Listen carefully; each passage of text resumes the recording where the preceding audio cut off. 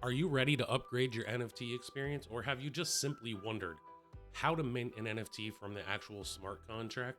We'll get inside your minting mindset and let's get started on this step-by-step guide on how to do just that.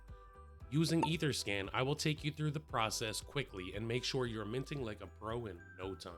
Hey there, I'm Mars and welcome to Web3 Uncovered. On this channel, we enhance your Web3 journey through video. If you're new here, don't forget to hit that subscribe button to join us on this journey, and be sure to check the description for any links or resources mentioned in this video. In this tutorial, I will guide you through the basic steps of minting an NFT from a smart contract using Etherscan. For this demonstration, we will use the popular Bored Ape Yacht Club collection. If only we could still actually mint an ape, right? We'll access the public functions of the smart contract, specifically the mint function, and simulate the mint of a bored ape directly from the platform. It's important to note that one of the main key advantages of minting an NFT from the smart contract is the speed and reliability of the process. This is especially important during periods of high traffic, as the project's minting site might become overwhelmed and even unavailable if the server can't handle the load. Okay, let's get to it. Find the smart contract address. That's step one. You can find the smart contract address from a project using the project's Discord server or website. Or if the project is actively minting like right now, you can also obtain the smart contract through a marketplace such as OpenSea or Blur. In this example, we're going to use OpenSea to obtain the contract address that we need. You're going to navigate to OpenSea. Once you arrive at OpenSea, you're going to want to search for the project. Like I said, in this case, we're going to use the Bored Ape Yacht Club collection.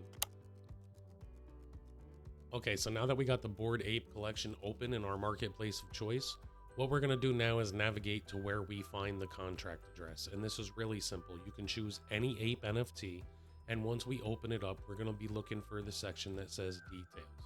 I'll demonstrate that right now. So we're gonna pick this guy with the yellow hat. We're gonna open them up.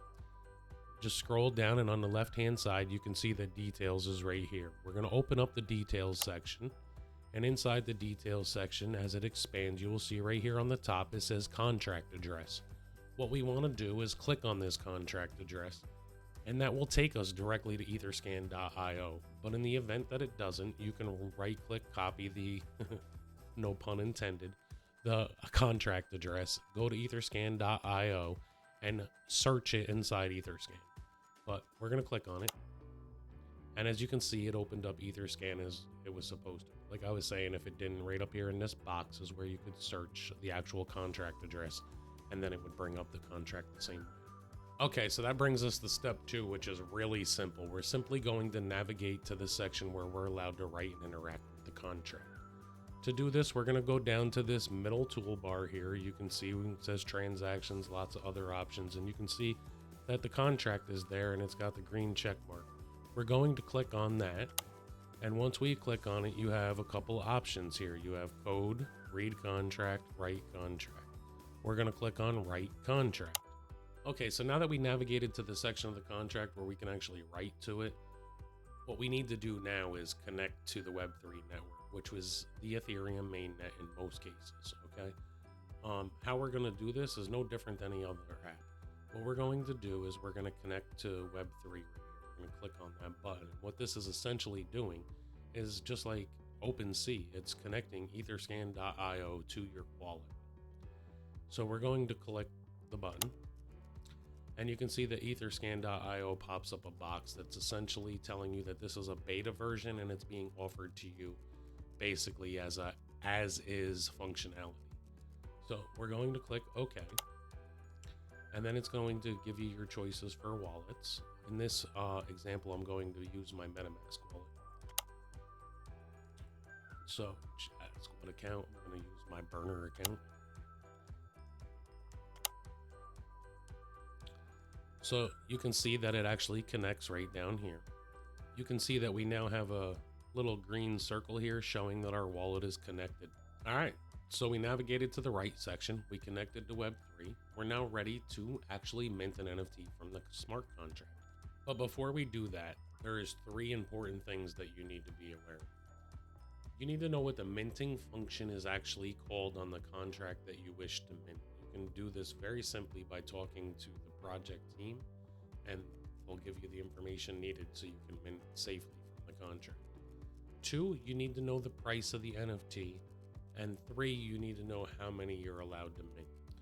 The reason that I say that you need to know the actual minting function and what it's called on the contract is because people have gotten creative and they've called it different things based off of little project nicknames that they have inside their project. So it might not just simply be mint, but in most cases it will have mint, allow list, whitelist, or something like that when minting something. If you're unsure, make sure to ask the community and the founding team.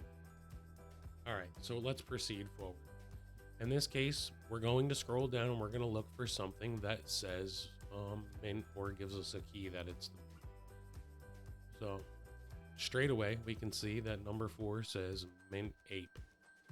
Just double checking. In most cases, they usually land around 4 anyway. We're going to click on 4. It's going to expand out. We need to know the price, like I said. So in the Bored Ape case, we know that it was 0.08. And, you know, I'm just going to go with minting 2 of these because I so wish I could just even have 1. Obviously, this transaction is going to fail, but I'm going to walk through it so you can see the process of how it actually would. You just click right. It's that simple. It's like buying from a website. It tells you your cost. So in this example, you can see that we're getting a message here that says we were not able to estimate gas. There might be an error in the contract and the transaction may fail.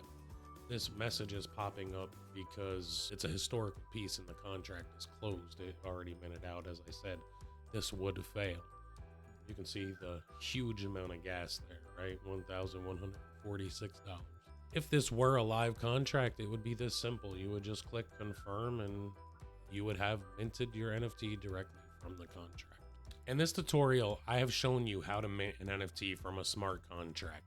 I hope it was simple and I hope I explained it well. We used Etherscan and the Bored Ape Yacht Club collection as the example. So by following the steps that I laid out in this video, you should now have a better understanding of how to mint your own NFTs effectively. Remember, as with any new technology, it may take some time to fully understand the process and the best practices, but with a little patience and practice, you'll be minting like a pro in no time. So thank you for watching. Don't forget to hit that subscribe button, like, leave a comment on what other Web3 related topics you would like me to cover. Happy minting, and I will see you in the next one.